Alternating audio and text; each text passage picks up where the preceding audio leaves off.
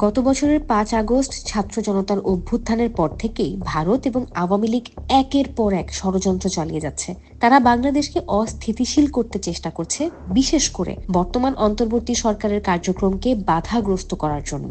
এই চক্রান্তের পেছনে মূল শক্তি হিসেবে ভারতীয় গোয়েন্দা সংস্থার এবং তাদের এজেন্টরা কাজ করছে, যারা সবসময় বাংলাদেশকে তাদের নিয়ন্ত্রণে রাখতে চায়। জাতিসংঘ মহাসচিব অ্যান্তনিও গুতেরেসের সফরের সময় তারা ধর্ষণ ও সহিংসতার মিথ্যা প্রচার চালিয়ে বর্তমান সরকারকে আন্তর্জাতিকভাবে বিব্রত করার চেষ্টা করছে। এই ষড়যন্ত্রের পেছনে মূল ইন্ধন দিচ্ছে ভারতীয় গোয়েন্দা সংস্থার এবং তাদের এজেন্ট আওয়ামী লীগ, যারা সরকারের স্থিতিশীলতা নষ্ট করতে মরিয়া।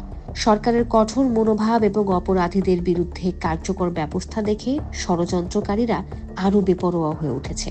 তবে জনসাধারণ এখন অনেক বেশি সচেতন এবং দেশবিরোধী ষড়যন্ত্র, ভারতীয় হস্তক্ষেপ এবং আওয়ামী চক্রান্তকে প্রতিহত করতে সরকার ও জনগণ একসঙ্গে কাজ করবে।